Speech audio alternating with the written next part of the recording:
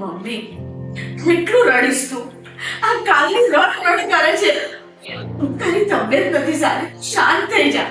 અને જો રાજ ગયો છે ને, એ બસ હમણાં આવતું જશે એને લઈને. તું ચિંતા ના કરીશ મમ્મી, અને રડવાનું બંધ કર મમ્મી.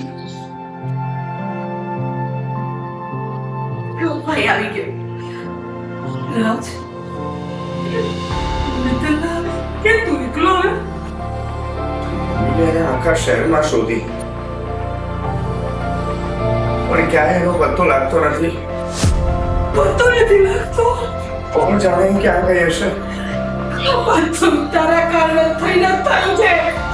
તારા કારણે થઈને ગઈ છે. તારા કારણે મરવાની. એને ભલું ભલું કહેવાની શું જરૂર નથી? મમ્મી તું શાંત થઈ જા. તારી તબિયત નથી સારી. મૂકી રાખ મમ્મી. મળી જશે, મિત્તલ મળી જશે મમ્મી. હું પણ શું કરું મમ્મી?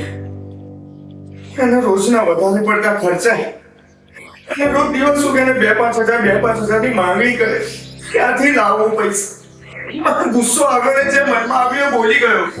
ના, તું એને ના બોલવાનું બોલ્યો છો. એનું કારણ છું એવા વેડતું બોલ્યો છો. એટલે જે ઘર છોડીને જતી રહી છે. હા ડોન્ટ વરી, હું થોડી વારમાં પહોંચું છું. પહોંચી ઓફિસે જાઉં છું. હા ઓકે, હું આગળ વાત કરું. મને 2000 રૂપિયાની જરૂર છે, આપો ને. હે? 2000 રૂપિયા? હા. શું? હા, કાલે તો 5000 આપ્યા હતા. 5000 આપ્યા હતા તે તો વપરાઈ ગયા. આજે 2000 ની જરૂર છે. તો 5000 કેમાં વાપર્યા? મારે જરૂરિયાત હતી એ વસ્તુઓ લાવી. જરૂરિયાતની વસ્તુઓમાં 5000 વાપરી નાખ્યા. હા. શું? હા, હવે 2000 નું શું કરવું છે તારે? ગિફ્ટ લાવી છે. કોના? મારા માટે? ના, મારી ફ્રેન્ડ માટે. ફ્રેન્ડ માટે ગિફ્ટ લાવી છે. 2000 રૂપિયા જોઈએ છે. આપણા ઘરમાં પૈસાનું ઝાડ છે, ખંચેરીને આપ્યા રાખો.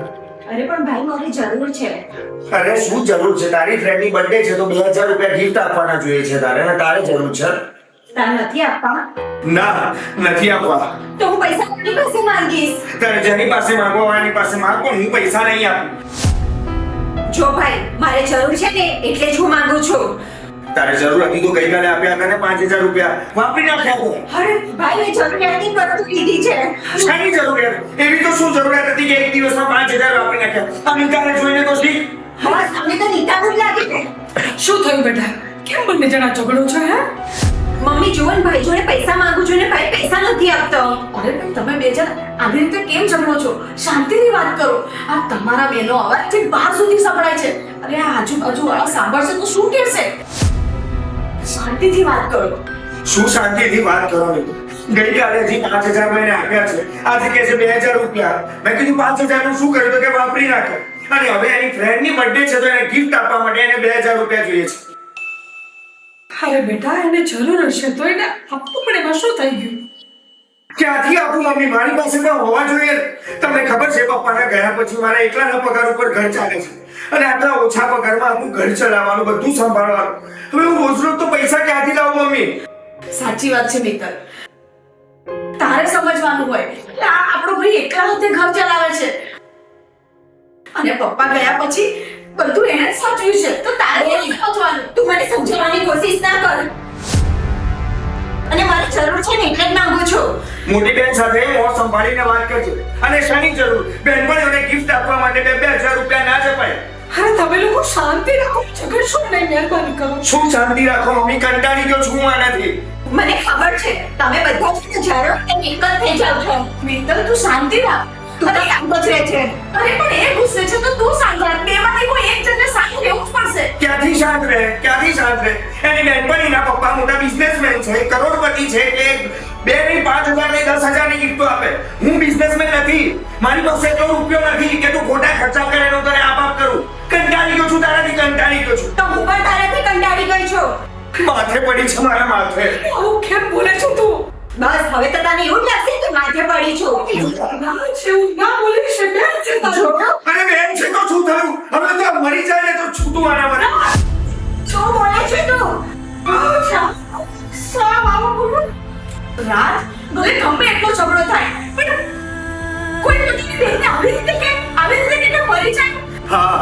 આજે તો ફેસલો કરીને જ રહીશ.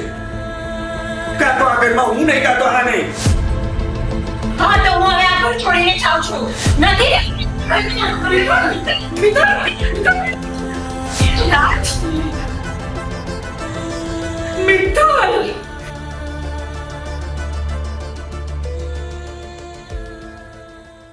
તારા લીધે જ આજ મારી દીકરી મિત્તલ આ ઘર છોડીને ચાલી ગઈ છે. શું જરૂર હતી તારે? હે તેને કેવા ખરાબ ખરાબ વેણ બોલ્યા. એના મનમાં આઘાત લાગ્યો ને આજે આ ઘર છોડીને ચાલી ગઈ. જેટલો હક તારો છે ને આ ઘરમાં એટલો જ હક એનો છે મારી દીકરીનો. સમજો, જ્યાં સુધી તું મિત્તલને ગોતીને ના લાવ ને ત્યાં સુધી તારે પણ હવે આ ઘરમાં નહીં પાછું આવવાનું. સમજ? ચાલો જા તું અહીંથી, જા, ચાલો જા, મારી નજર સામે ના આવીશ. જ્યાં સુધી તું મિત્તલને ના ગોતી, મિત્તલને લઈને જ આવજે. ચાલી જા. મમ્મી તો આ શું કરે છે? રાજ, રાજ, મમ્મી, આ તમે શું કર્યું? પપ્પા પણ બધાને છોડીને જતા રહ્યા. મિત્તલ ઘર છોડીને જતી રહી અને આજે તમે રાશિ ઘરે મૂક્યો. મમ્મી, હવે આપણું શું થશે?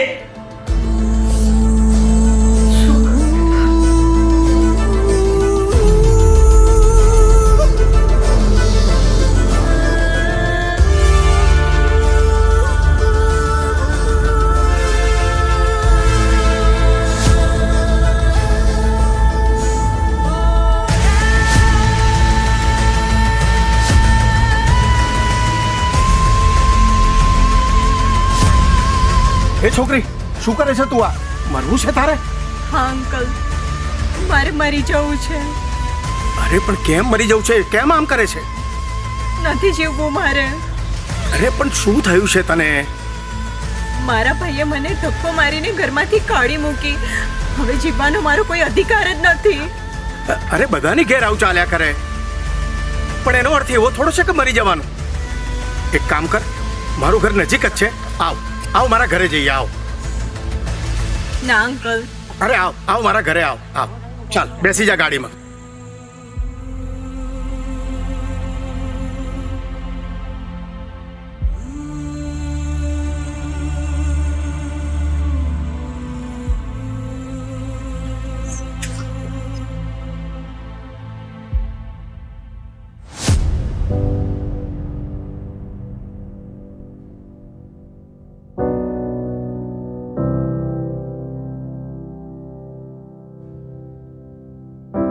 આવ, બેસ બેસ બેસ.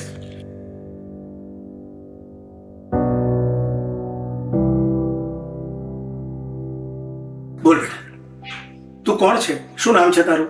અંકલ, મારું નામ મિત્તલ છે અને હું કોલેજમાં અભ્યાસ કરું છું. તારા પરિવારમાં કોણ કોણ છે? મારા પરિવારમાં હું, મારી બેન, મારા મમ્મી અને મારો ભાઈ છે. અને તારા પપ્પા શું કરે છે? મારા પપ્પા આ દુનિયામાં નથી. ઘરમાં હું બહુ લાડલી દીકરી છું. 2-3 દિવસથી મારો ભાઈ મારી સાથે બહુ ખરાબ વર્તન કરે છે અને જે જરૂરિયાત હોય એ વસ્તુ તો મારે અંકલ લાવવી જ પડે, પણ મારા ખર્ચા એને બહુ લાગે છે. ના બોલવાના વેણ મને બોલી દીધા એટલે હું આ ઘર છોડીને નીકળી ગઈ છું. અરે આમાં કઈ ઘર છોડીને થોડું નીકળી જવાનું હોય. આવું તો બધા જ ઘરમાં ચાલતું હોય. ચિંતા ના કરીશ, ચાલ હું તને તારા ઘરે મૂકી જાઉં. ચાલ.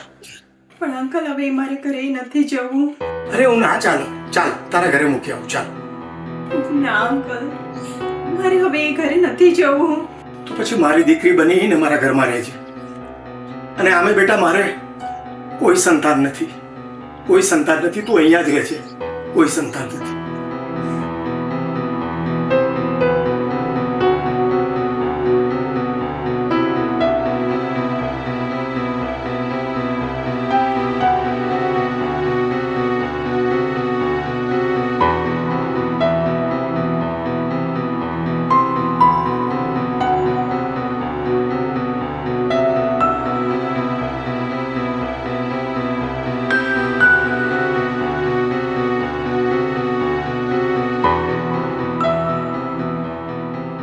કેમ તો ઉદાસ બેઠી છે? ઘરની યાદ આવે છે શું? હા અંકલ, મને મારા ઘરની યાદ આવે છે. મારા મમ્મી, મારી બેન, મારો ભાઈ. મારા પપ્પાના ગયા પછી તમામ જવાબદારી મારા ભાઈ પર છે. અને મારા મમ્મી, મારી બેન, મારો ભાઈ મને સાચું જ કહેતા હતા. મારે જ મારા ખર્ચા પર કાબૂ કરવાનો હતો. મને મારી ભૂલનો અહેસાસ થઈ ગયો છે. હું તને એ જ કહેવા માંગુ છું. અને બીજું, તારા મમ્મી અને તારા ભાઈનો પણ વિચાર કરવો જોઈએ. અને મને એવું લાગે છે કે ગુસ્સામાં લીધેલા નિર્ણયો હંમેશા સાચા નથી હોતા. તારે એ પણ વિચાર કરવો જોઈએ. અને હા, તારે જ્યારે પણ ઘરે જવું હોય ત્યારે મને કહેજે, હું તને તારા ઘરે મૂકી આવીશ. હા અંકલ, હું વિચારીશ. ઠીક છે, તો ચાલ આપણે જમી લઈએ. હા, બહુ જ ભૂખ લાગી છે. ચાલ.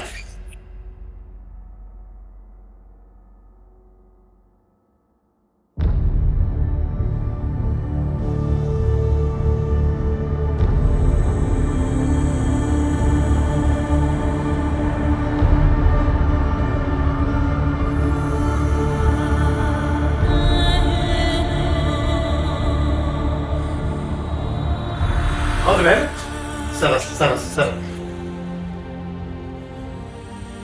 કોણ છે ભાઈ તું? અને અહીંયા કેમ આવ્યો છે? અંકલ, હું મારી બેનને મળવા આવ્યો છું. બેન? એટલે આ મિત્તલ તારી બેન થાય?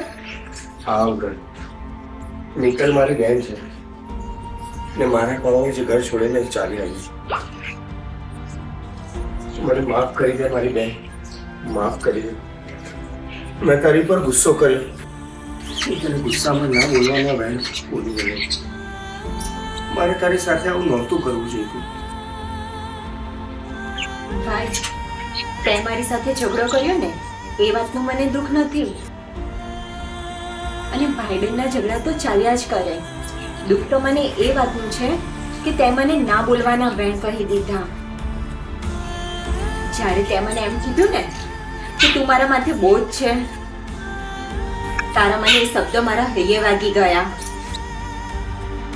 હા બેન, હું તને ગુસ્સામાં ઘણું બધું બોલી ગયો હતો.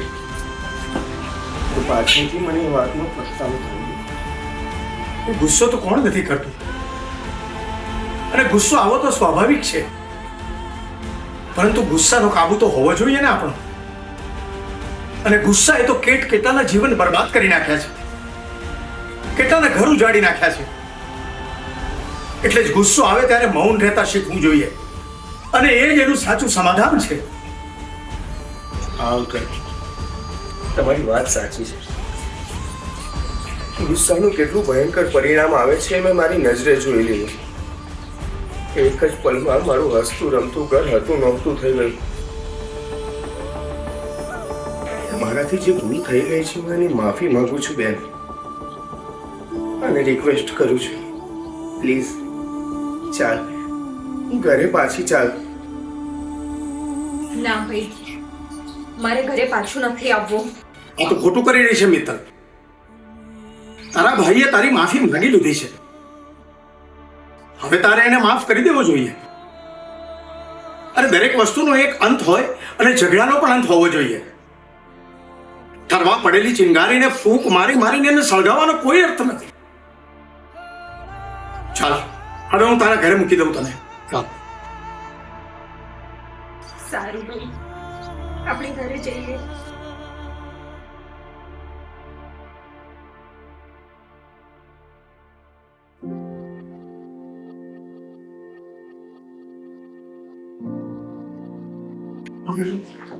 લો પાણી પી લો. નથી પીવું. મમ્મી જે નહીં કરો. જો ક્યાં ના રડો છો તમે?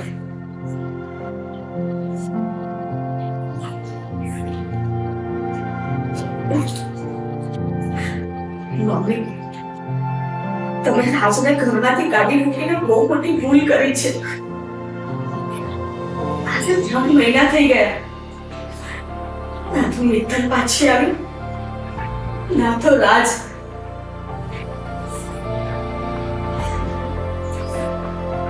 હા બેટી, મને ખબર છે કે ભૂલ મારી જ છે. મારા બંને સંતાનો મારાથી દૂર થઈ ગઈ છે. એ ક્યાં હશે, કેવી પરિસ્થિતિમાં હશે, શું કરે કઈ જ ખબર નથી. ગુસ્સામાં રાજે મિત્તલને કાઢી મૂકી અને તમે રાજને કાઢી મૂક્યો. એનું પરિણામ શું આવ્યું? હંમેશા ગુસ્સામાં લીધેલા નિર્ણય ખોટા જ હોય છે. આજે 3 મહિના થઈ ગયા. આપણે બંને આ ઘરમાં એકલા જ છીએ. આપણું આ ઘર કઈ રીતે ચાલે છે એ હું અને તમે જાણો છો મમ્મી. હા બેટા,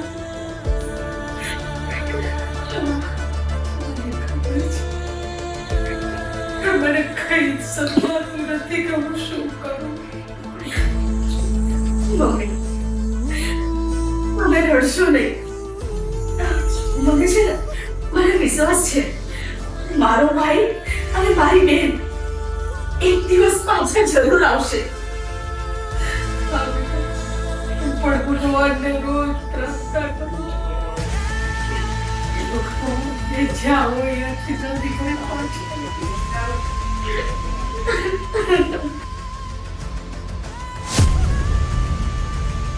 મમ્મી, મમ્મી,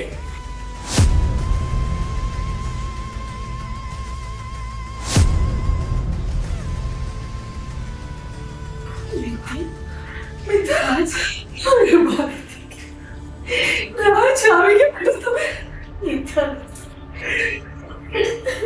જોયું ને મમ્મી, મેં કહ્યું તું ને તને કે મને વિશ્વાસ છે મારી બેન અને મારો ભાઈ જરૂર પાછા આવશે.